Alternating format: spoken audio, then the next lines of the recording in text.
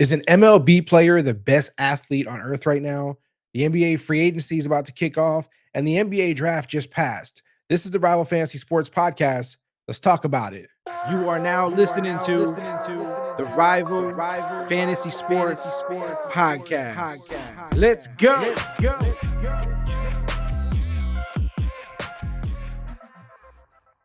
Shout out to the Rival Fantasy Sports universe out there. I am your host, Neil Maligno. I appreciate you guys for joining me as always. You guys know we have 3 topics to talk about every week on this show, and I always have to sit here and pick and choose and fight through the different topics to figure out which ones I want to make the show. Of course, I'm always interested in your opinion on what you think should have made the show but didn't, or what did make the show and shouldn't have. You guys let me know down in the comments on YouTube. Drop them in the comments. We love to chop it up with you guys down there as always. Let's jump straight into the first topic. Why even wait? This one is really, really fun. How can I not start with topic number 1 without this man right here, Shohei Ohtani? Listen, this guy has been crushing it ever since he hit Major League Baseball. He's been capturing the eyes of baseball fans everywhere. Everyone's been super impressed. No one has doubted his ability. No one has doubted what he is capable of. He's a pitcher with amazing ability. He's a hitter with amazing ability. Last night, Shohei Ohtani had in a game where he pitched in this game 2 home runs as a batter and 10 strikeouts as a pitcher. Let me repeat that one more time. 2 home runs as a batter. Not he was pitching and people hit 2 home runs off him. He hit 2 home runs in one game as a batter, the same game that he was a pitcher in and had 10 strikeouts in.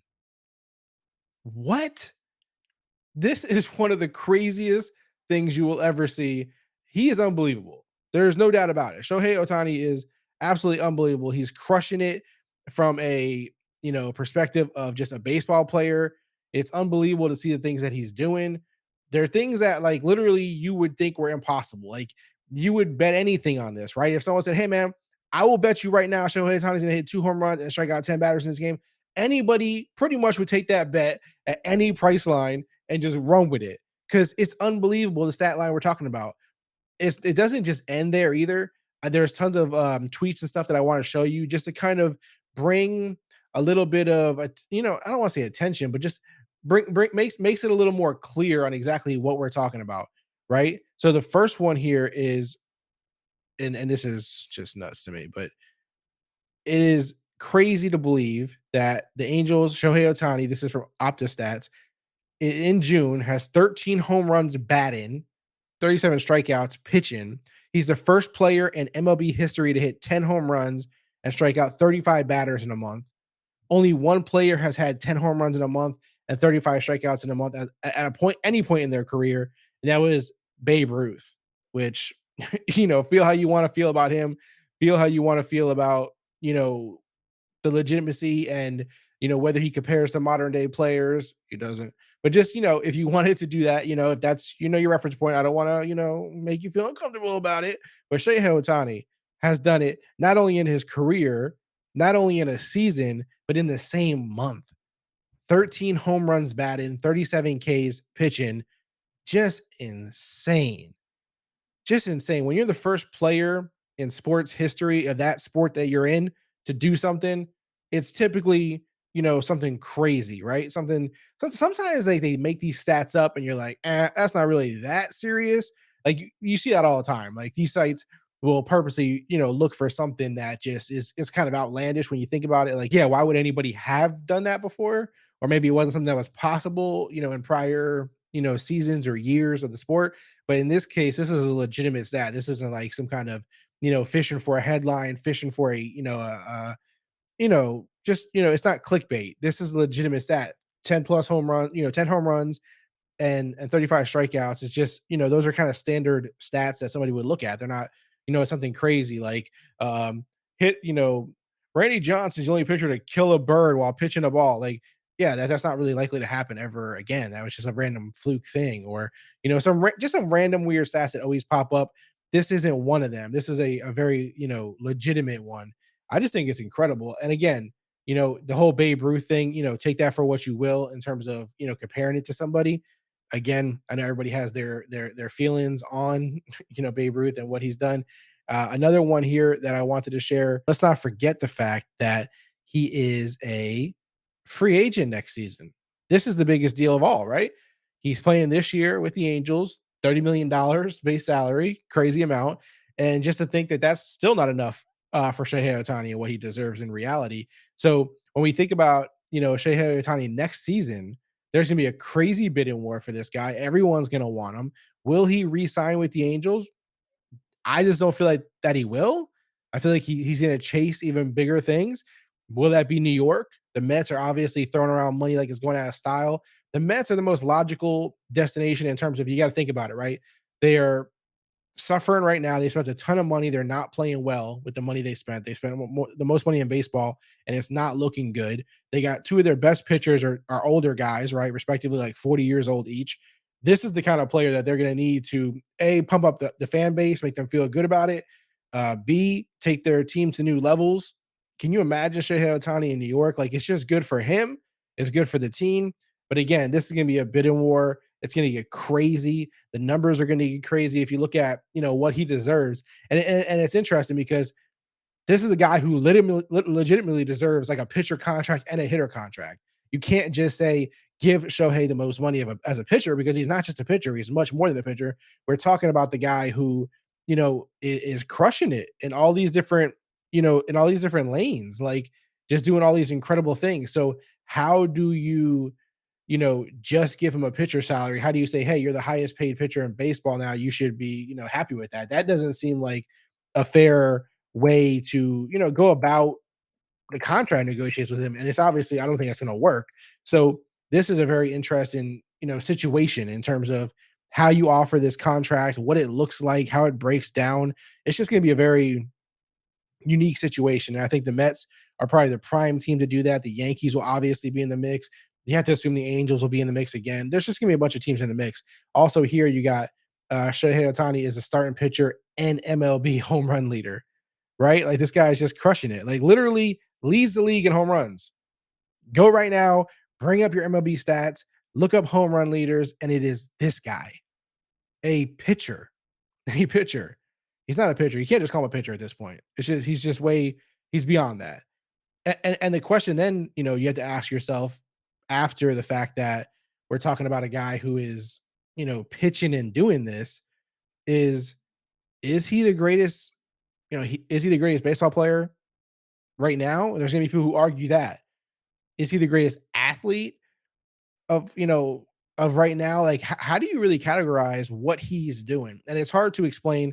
I know a lot of people are like, either, baseball is in this weird place, and I've talked about it here on the show before, where it's not as popular in terms of, I feel like with the youth and pop culture and all these things. For some reason, it doesn't always get the attention it deserves, right? Like these guys, some of these guys should be superstar, as big as the LeBron Jameses, right? As big as the Tom Brady's, as big as these guys. And I feel like, at least in my circle, and the people I speak with on the internet that I'm in, the Twitter world that I'm in, it's not as talked about. Maybe I'm in the wrong circles. That's possible. But at the end of the day, like a guy like this should be getting way more love, like just at the end of the day. And the comparison to what he's able to do is just incredible.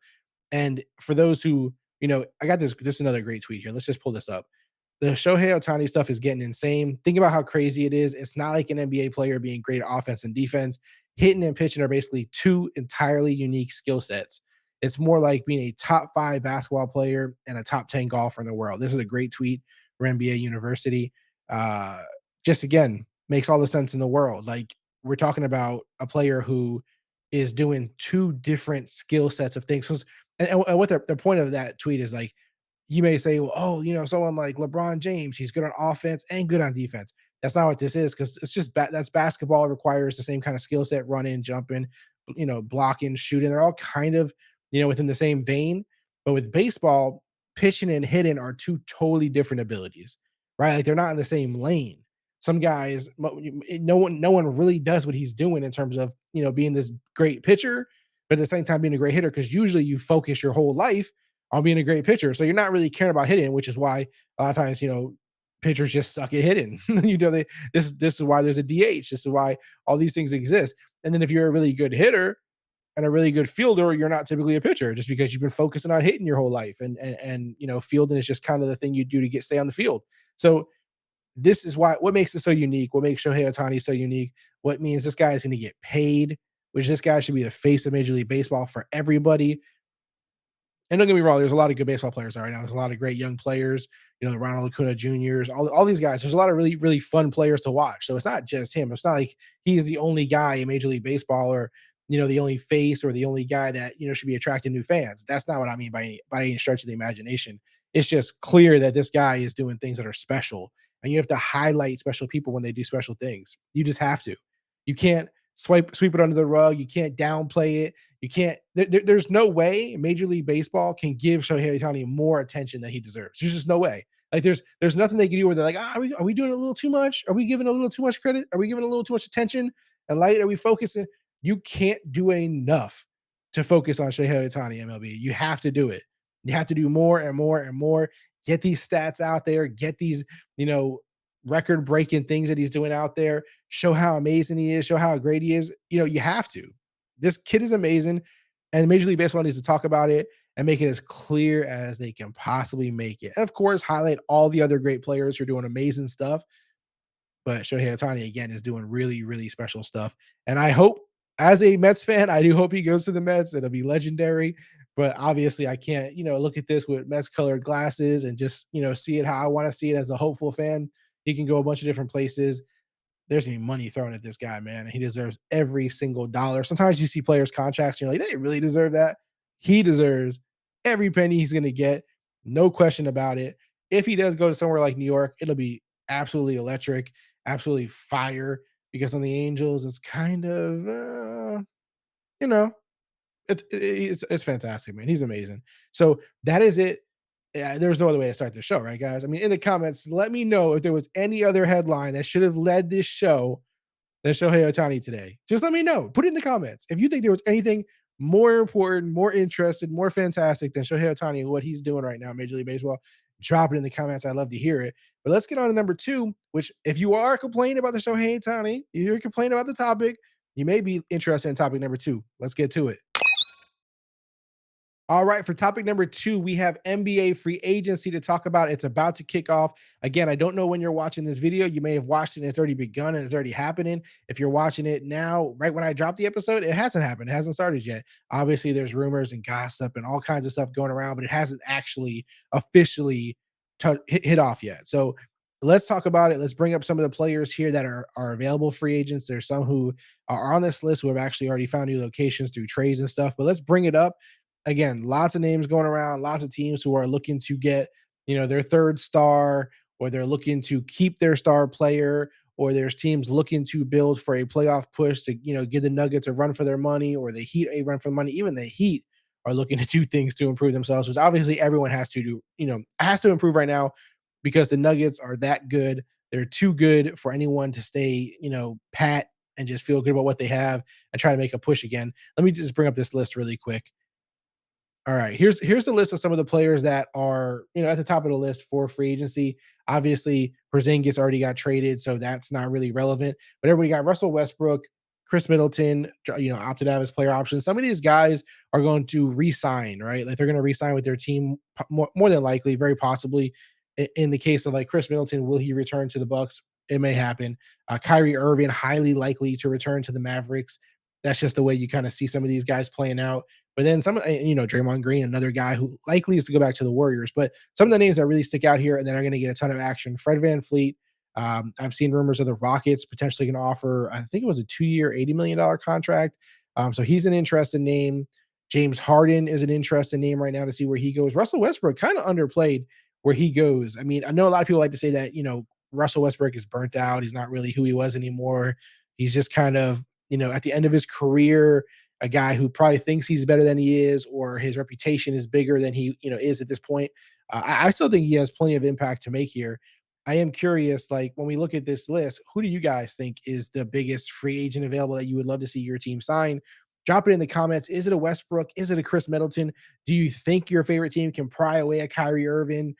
Do you think D'Angelo Russell, or Vucevic or any of these guys are big enough impacts to help a team over the hump? Do you think a Draymond Green is actually going to leave the Warriors, or did he leave? Did he pull out of his player option just to allow the Warriors time to restructure a bunch of things? They obviously traded Jordan Poole, they added Chris Paul.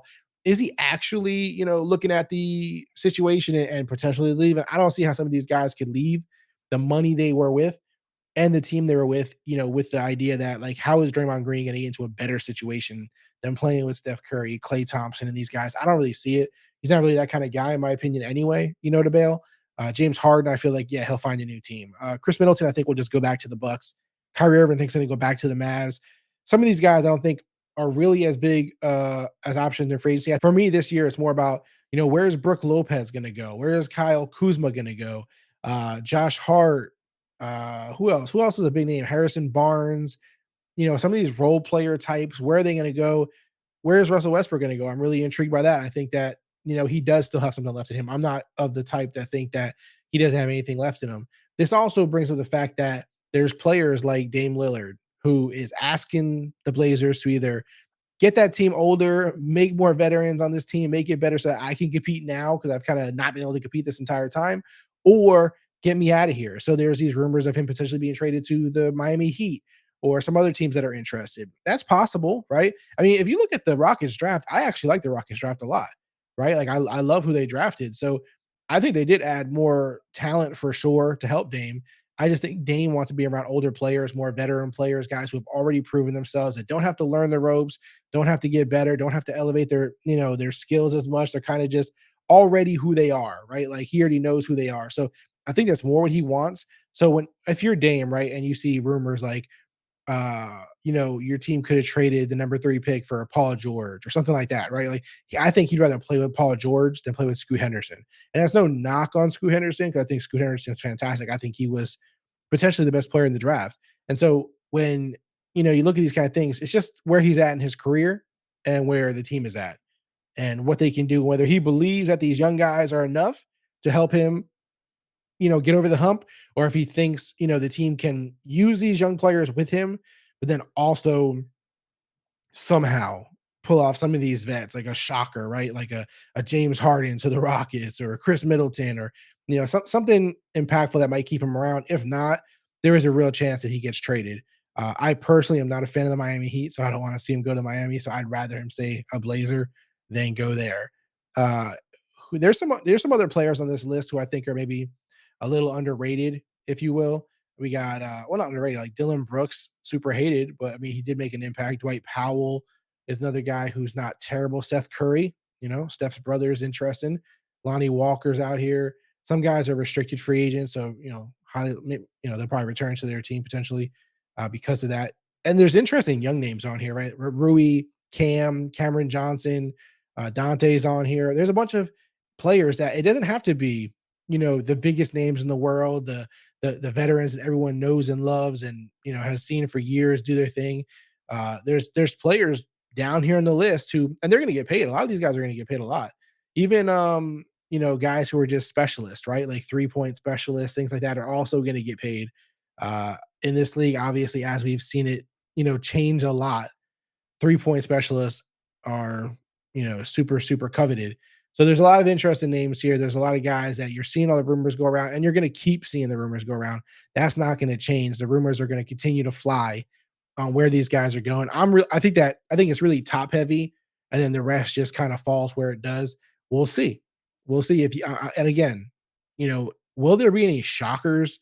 Will there be any guys that really surprise people where they go? Because right now we kind of assume a lot of the top guys are going to go to the places that we think, right? The only ones that are really, really, I think, more wild cards are Russell Westbrook, James Harden, stuff like that.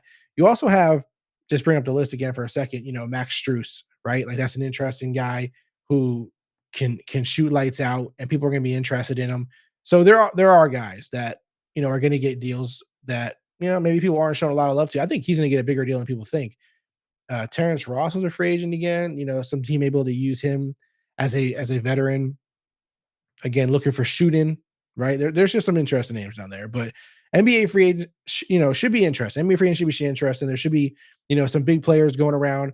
I don't know if if there is a trade like Dame Lillard that's going to outshine anything that can happen in NBA free agency. So this year, NBA free agency isn't that good. The players aren't that big of names. The moves won't be that surprising. Where a Dame Lillard trade wouldn't outshine the entire process. But we'll see how it plays out. We'll see, where Dame goes. Again, I would hate to see Miami, but it is a popular destination for him, and I'm sure Heat fans would love it. Heat fans would go crazy for that. So that would be exciting in terms of just for the basketball landscape in general. And then, like I said, these free agents, we'll see where they play out at. What's your best guess for any of those top guys? Like for instance, where do you think James Harden will go? Drop it in the comments below if you think James Harden are you just going to be out here and be a homer and say he's going to go to your favorite team? Or do you have a legitimate place you think he'll go to that will make a difference? That'll make a difference. I mean, is he going to form another big three somewhere? I'm personally tired of those big three type teams. They're not really my cup of tea. I prefer teams that are, more homegrown, built, Denver Nugget style, hoping my Magic get there. And that's another thing that came out with Dame Lillard is what's his name? Chris Haynes said that he thinks Dame wants to go somewhere where it doesn't have to be a big three. He doesn't necessarily want to play with, two other superstars. He's okay with a team that is homegrown in that sense, and a bunch of different role players and guys that all just fit perfectly like a puzzle, and it just all comes together and makes sense. And he's just kind of that missing piece. So that's good. I mean, and that does kind of remind you of Dame's personality. So that wouldn't surprise me if that was true. All right, guys, that's it for NBA free agency. Let's go ahead and jump over to topic number 3. The last topic of today's show is going to be the NBA draft. I just want to recap it briefly. I know that I talked about it a lot on social. If you guys follow the different social platforms, Twitter, Instagram, TikTok, any of those places at Rival Fantasy, you can find us at any of those. If you follow us, make sure you send me a message, whether, just tweeting at us or DMing us or whatever the case is. Let me know, hey, I love the show. Just giving you a follow to support. I will follow you back if you do that for sure. I just need you to, alert me some way, and that's the best way to do it. So just shoot us a message, shoot us a tweet, shoot us an Instagram DM, whatever the case is, and I will follow you back if you let me know that you watched the show. All right, let's talk about the NBA draft. Let's just quickly look at some of the results here.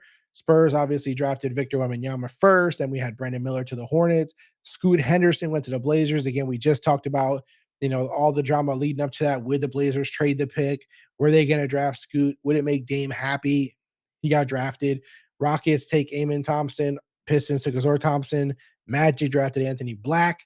Pacers, Bilal Coulibaly, my bad, pronounced that incorrectly. 8 was Wizards taking Jarris Walker. 9, Taylor Hendricks. Mavericks went Case and Wallace. That's the top 10. That's how it shook out. Obviously, this was another draft where it felt really top heavy, right? The NBA draft felt super top heavy. And then as it went down, a lot of people said this was a weak draft. I kind of feel like some real value fell in this draft. Some of the teams, to me, there was picks. There were some players in the second round that I actually like, that I actually think have a real shot. I mean, Amari Bailey, I think, has a real shot. Amani Bates, I think, has a legitimate shot. These are guys with, true talent, true ability. And will they be steals for the teams that got them? Maybe. Maybe. It's possible. It's possible. There were some very interesting guys on here. And we know that drafts never, work out exactly how we think they are going to. Some of the top players always end up busting. Some players towards the second round or late in the draft end up becoming stars. It's just the way it plays out. There was some really fun drafts here, though. I like some of the teams that had multiple picks, with multiple picks in the first round, and then having some second and actually use their second round picks, like the Hornets, right? Drafting Brendan Miller, whether you believe he should have been drafted there or not, before Scoot is up to you. But then they drafted Nick Smith. Then they drafted Amari Bailey. So like a draft like that, I like that. The Rockets getting one of the Thompson twins and then Cam Whitmore at 20. Stuff like that, I like. The Magic.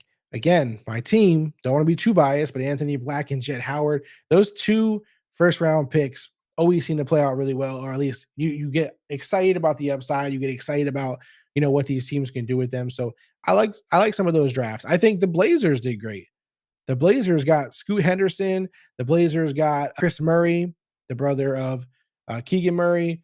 They did pretty well. Just in they got Ryan Rupert. They did pretty good, right? Again, I know Dame might not be happy with all the rookies, but in general, they did pretty well in the draft.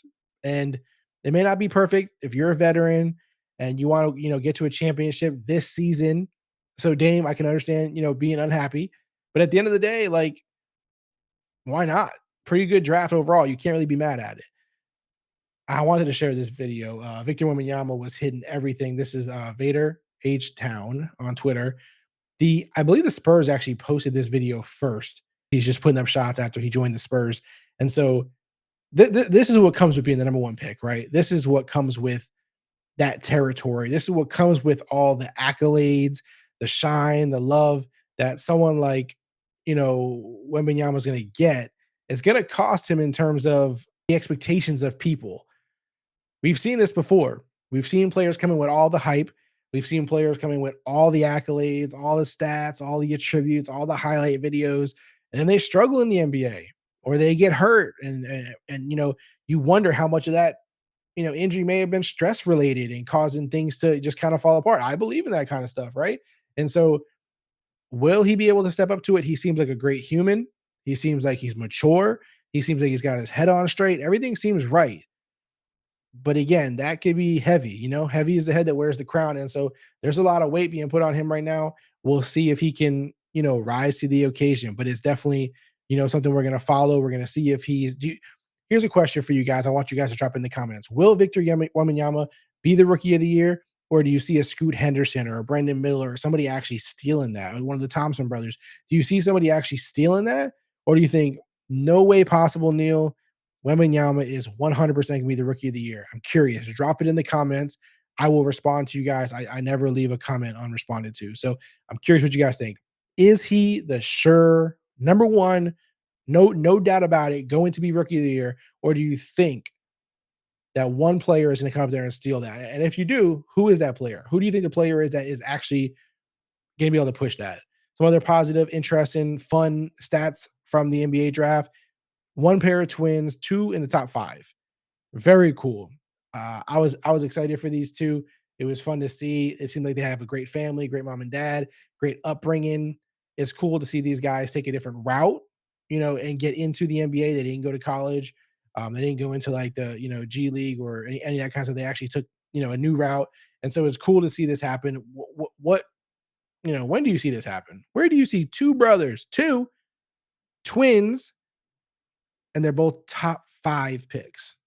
That's crazy. We've seen brothers in the league. We've seen brothers. We've seen this happen before, but twins, top five, both. That was very cool to see. So shout out to them. I think they'll do good in the league. I think both will have success. I know a lot of people say there's holes in their shooting, but I think they have enough athletic ability, passing, playmaking, defensive, skills to make it. Those are all. They have that great foundation. Now you just got to get your shooting improved, and I think they can definitely do that. Uh, Again, I can't stop talking about the whole Scoot Henderson situation with the Blazers. He said, "I think Dame Lillard should stay just because if we combine our games, it'll be over. We kind of complement each other's games. We're both fun to watch. Ticket sales will go up." Again, Scoot's over here campaigning for Dame to stay. Of course he is, just like anybody with sense would, because he knows it'll be easier for him in in Portland with Dame than it would be without him. At the same time, if for some reason they trade Dame, then Scoot Henderson, you are the franchise player, the face of this team. There's no question about it in my eyes. So that is going to be just a fun thing to follow the entire season. Uh, Again, the NBA draft gave us so many storylines. Another cool thing, not a brother situation, but Jed Howard. Many of you may not know his father is Juwan Howard. He played in the NBA obviously for forever. A really great player. Uh, just a dude who gets talked about a lot by NBA players, right? He gets a lot of love, respect, smart dude, good player, but like really tough and on defense and just overall like gritty type of player. His son got drafted by the Orlando Magic. That was cool because he also played for the Magic for a short period of time. So that was just another. I like seeing these kind of things when these legacies continue. You know what I mean? Like when you see the situations where like Carmelo talks about his son carrying his legacy. You see LeBron talking about his son Bronny coming into the league, and everyone wants to see them play together. So this is just another one of those stories where it's like Jet, his dad played in the league forever, made his impact. Now he gets to do the same thing, and he was a top 11 pick. So that's nothing to like not be proud of. That's crazy. Here, I joked about this, but going into the draft, Brandon Miller, who is now with the Hornets, who is now, the team that is owned by Michael Jordan, some way, some form, as he sells it and still stays a minority owner, I believe. He actually said that he didn't think LeBron James was the go to basketball or Michael Jordan. He thought it was Paul George was the go to basketball. And I joked when he said this that he should definitely be dropping his draft stock after that. It didn't obviously happen. He obviously continued to do really well, got picked second. This is one of those situations where people said, hey, is he worthy of that position? Is he better than Scoot Henderson? Is he better than everybody below him? And again, you come into that conversation where a guy who is 6'9" and up can shoot threes, can play defense, can guard multiple positions. Whether he is the better player over Scoot right now, whether he's going to score more points than Scoot or make as much of a difference, there's those intangibles that you just don't see a lot in the league. And it's kind of like, the Tobias Harris situation, for instance. He just recently said, casual 76ers fans would trade me for a crumble cookie. But what they don't get is that they're not going to get a 6'9", 6'10", forward back who could shoot almost 40% from three and do all these things. And this is what he's talking about. This is why Brendan Miller is drafted number 2, because he's, that Tobias Harris type role that we're talking about, or the Paul George type role that we're talking about. Those guys who are a certain height, can shoot threes at a certain clip, can play defense. Like, it's hard to find those guys. So, that's why they drafted him over Scoot. Obviously, also to mention they had LaMelo Ball. So it kind of would feel a little redundant maybe on their end. So again, I joke about the quote. I just think it was funny that he said that. And a lot of players coming up in this draft said Paul George was their favorite player, or that he's a player they emulate, or a player they want to play against. So Paul George clearly made his impact. Same thing with Russell Westbrook. Those are two of the names we hear a lot. And of course, everybody said they wanted to like dunk on LeBron James and stuff like that. So interesting to see the players that are from that generation that are making an impact on the guys coming up in this generation. The last thing I wanted to share, and this is one that was kind of, just breaking now today, is everyone was asking why was Cam Whitmore dropping in the draft? Like what was causing him to fall from what many were predicting like a top 4, top 5, top 6 pick to 20, like an Aaron Rodgers like fall. One of those falls where you can't really make sense of it. So here, people were thinking it was a medical thing, whether he was having medicals that were, red flagging for people, or what it may have been. Here, Ryan Russillo confirms on the Bill Simmons podcast that Cam Whitmore fell in the NBA draft due to Villanova coach Kyle Neptune. Neptune didn't talk him up and spoke poorly about him to GMs. So this is something that's really frowned upon by everybody in terms of a college coach talking down his player to NBA GMs, coaches, organizations, whatever have you. This is one of those situations that people really frown upon. And what he said about him, I don't know, right? There was potentially questions about his work ethic, how he practiced, all these kind of things. And so I don't know what the red flags were that Kyle Neptune didn't defend, or if he just didn't, because you got to imagine you're a college coach, when you're talking about, as a college coach, when this draft process starts and you have a player like Cam Whitmore, just a guy that's top 10 pick, for instance, right? And really in general, but just top 10, let's say, because that's what he was. And teams are coming to you. They're excited about your player. They're excited about this kid that you've been developing for the last year at your school. And then you don't talk highly of him, whether it's you don't defend things that they're arguing about, or whether it's you just don't seem as excited. You're not, really bigging them up. You're not really bragging about them. That's a red flag for teams, right? Because normally as a coach, you would think you would do that, right? You'd be excited for your player. A lot of times you see the college coaches in the green room with the players or at their homes or whatever the case is. So coaches are excited when their players go in the lottery or go in the NBA draft. It looks good for them. It looks good for this young kid that they've been, helping become a man, helping her, elevate his skills for the NBA level. It's a win-win for everybody. It's something that, coaches can go to, potential recruits and say, hey, we got players going to the NBA. That's off my, teaching off this program that we've built here. So for a coach, a college coach, to not speak highly of a player entering the draft, one, like, why are you hurting this guy's career, right? Like, why are you doing that? And then on the flip side, you may say, Neil, but if he's not a good person or he's not a hard worker, I don't want to ruin my reputation as the coach. I don't want these GMs to come back to me next year and not trust my word. I'm trying to think of both sides of this, right? Like, I get why Kyle Neptune was dirty for not defending him. But at the same time, if you're Kyle Neptune and you have players coming in future drafts after you just sold, like, let's say you didn't, maybe say you sold lies to these teams, right? You really don't believe in Cam Whitmore. You think he's a, not a hard worker, or he's going to flail out and bust out, whatever the case may be. You tell them everything's good. Cam Whitmore's awesome. He's a hard worker. Everything is great. There's no red flags. And then he does bust out. The next season, the next player you try to push into the NBA draft and GMs come to you and coaches come to you, they're going to think you sold them, a bag of BS about the last guy. So why would they trust you on this guy? That's potentially maybe something that's at play for him. I don't know. I don't know what the deal is with Kyle Neptune. I don't know why he spoke poorly of Cam Whitmore. Now that this is coming out, now that this conversation is being had, maybe we'll hear more of why this is being said. A lot of people think there's really not much room for Cam Whitmore to fail at the next level. So we'll see if he's going to be one of those NBA busts that we talk about, or if he's going to be a guy who's a success story. And now that he was picked at number 20, which is considered great value for a player of his ability, can he really be a bust even? I don't know. At 20, you're kind of just taking shots in the dark anyway, almost it feels like at some point. So I don't think necessarily he could be looked at as a bust once he goes to 20. But if you think about where he was projected originally, right? To go from 5, 6 range, and then he just keeps falling teens, and then he gets down to 20. And I'm sure there were teams trying to trade up for him. I'm sure there was teams trying to, to make moves. But to see him just keep falling, and you kind of wonder, like, were teams scared once you see this, these teams early up here pass, do you just get scared at this point? You're like, man, something must be wrong. You just keep letting them drop. You don't want to be the guy to make the mistake. The Rockets took the shot. They already had a first round pick earlier. They're able to gamble. It'll be interesting to see how this plays out for Cam Whitmore. I hope the red flags aren't true. I hope that there's nothing wrong with him and he does really well. If he does, the Rockets are in a really good position. They have a ton of young players, ton of young talented players.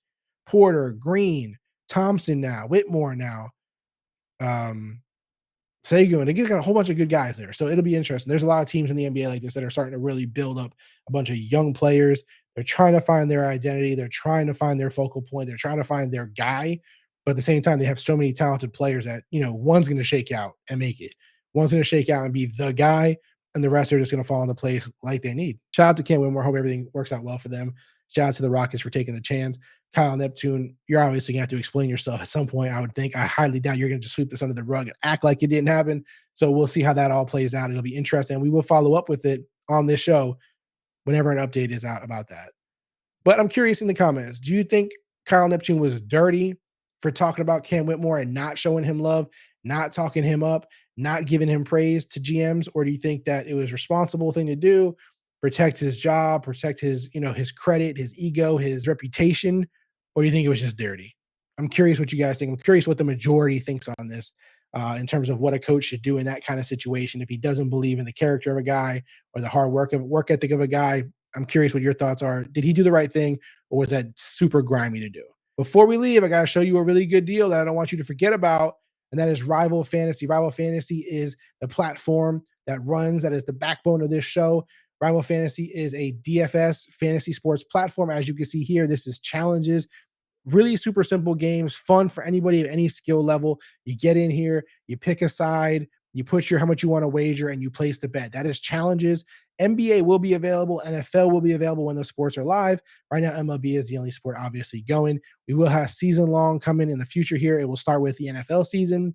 You have Fantasy Bingo, which is basically you pick a starting lineup, and you hope to hit achievements on the card in order to win. If you get 4 in a corner, diagonal, vertical lines, or you fill the whole card, the payout is different depending on what you hit. And then there's Fantasy Book, which again is across all sports when they are available. Currently, MLB is the only sports available.